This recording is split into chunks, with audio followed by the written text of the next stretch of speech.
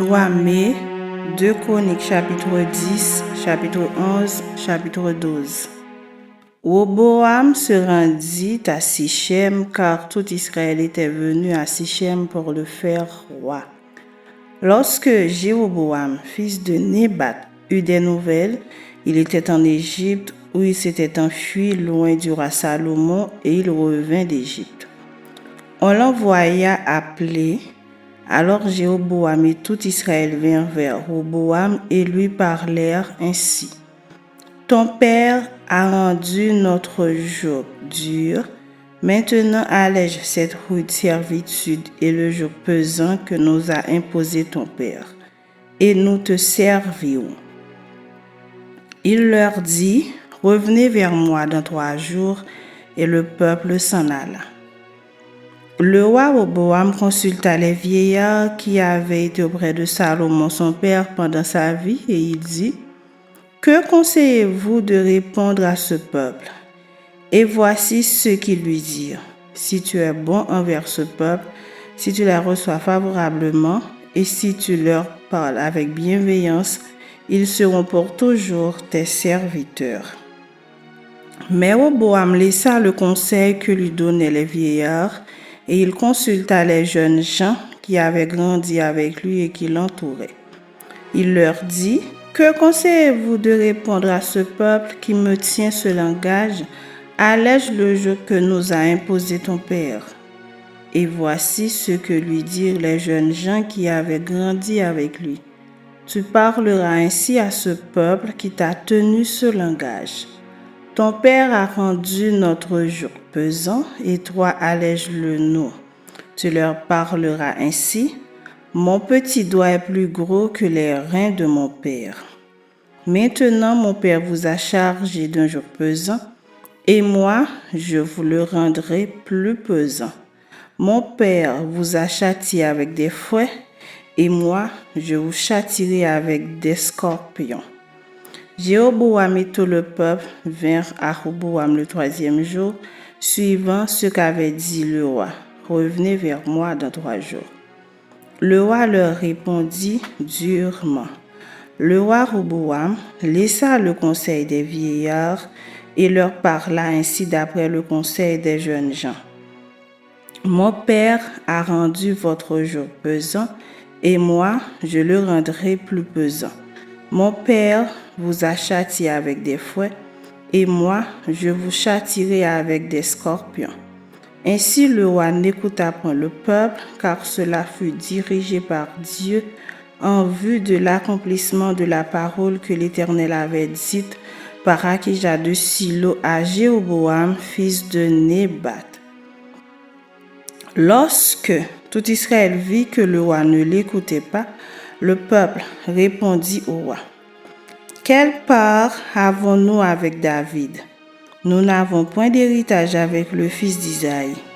À tes tentes, Israël, maintenant pourvois ta maison David. Et tout Israël s'en alla dans ses tentes. Les enfants d'Israël qui habitaient les villes de Juda furent les seuls sur qui régna Roboam. Alors le roi Roboam envoya Adoram qui était préposé aux impôts. Mais Adoram fut lapidé par les enfants d'Israël et il mourut. Et le roi Roboam se hâta de monter sur un char pour s'enfuir à Jérusalem. C'est ainsi qu'Israël s'est détaché de la maison de David jusqu'à ce jour. Chapitre 11. Roboam, arrivé à Jérusalem, rassembla la maison de Juda et de Benjamin 180 000 hommes d'élite propres à la guerre pour qu'ils combattissent contre Israël afin de le ramener sous la domination de Roboam. Mais la parole de l'Éternel fut ainsi adressée à Shemaéja, homme de Dieu. Parle à Roboam, fils de Salomon, roi de Juda, et à tout Israël en Juda et en Benjamin, et dis-leur, ainsi parle l'Éternel, ne montez point et ne faites pas la guerre à vos frères, que chacun de vous retourne dans sa maison, car c'est de par moi que cette chose est arrivée. Ils obéirent aux paroles de l'Éternel et ils s'en retournèrent, renonçant à marcher contre Jéroboam. Roboam demeura à Jérusalem et il bâtit des villes fortes en Juda. Il bâtit Bethléem, Étam, Tekoa, Beth-sur, Soko, Aduam, Gath, Marécha, Ziph, Adoraïm, Lakis, Azeka. Soréa, Ajalon et Hébron, qui étaient en Juda et en Benjamin, et il en fit des villes fortes. Il les fortifia et y établit des commandants et des magasins de vivres, d'huile et de vin. Il mit dans chacune de ces villes des boucliers et des lances, et il les rendit très fortes. Juda et Benjamin étaient à lui. Les sacrificateurs et les Lévites qui se trouvaient dans tout Israël quittèrent leur demeure pour se rendre auprès de lui. Car les Lévites abandonnèrent leurs banlieues et leurs propriétés et vinrent en Juda et à Jérusalem parce que Jéroboam et ses fils les empêchèrent de remplir leurs fonctions comme sacrificateurs de l'Éternel. Jéroboam établit des sacrificateurs pour les hauts lieux, pour les boucs et pour les veaux qu'il avait faits. Ceux de toutes les tribus d'Israël qui avaient à cœur de chercher l'Éternel, le Dieu d'Israël, suivirent les Lévites à Jérusalem pour sacrifier à l'Éternel, le Dieu de leur père. Ils donnèrent ainsi de la force au royaume de Juda et affermirent Roboam, fils de Salomon, pendant 3 ans. Car ils marchèrent pendant 3 ans dans la voie de David et de Salomon.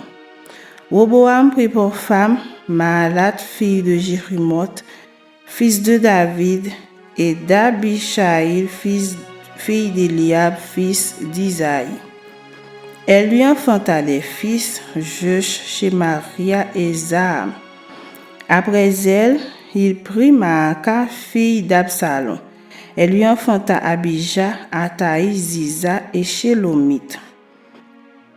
Roboam aimait Maaka, fille d'Absalom, plus que toutes ses femmes et ses concubines, car il eut 18 femmes et 60 concubines, et il engendra 28 fils et 60 filles. Roboam donna le premier rang à Abijah, fils de Maaka, et l'établit chef parmi ses frères, car il voulait le faire roi.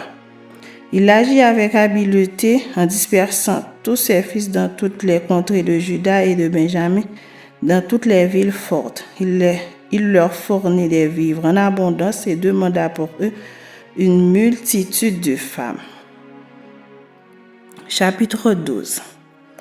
Lorsque Roboam se fut affermi dans son royaume et qu'il lui acquit de la force, il abandonna la loi de l'Éternel et tout Israël l'abandonna avec lui. La 5e année du règne de Roboam, Shishak, roi d'Égypte, monta contre Jérusalem parce qu'ils avaient péché contre l'Éternel.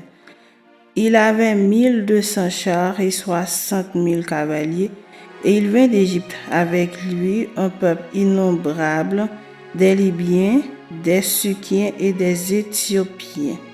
Il prit les villes fortes qui appartenaient à Juda et arriva jusqu'à Jérusalem.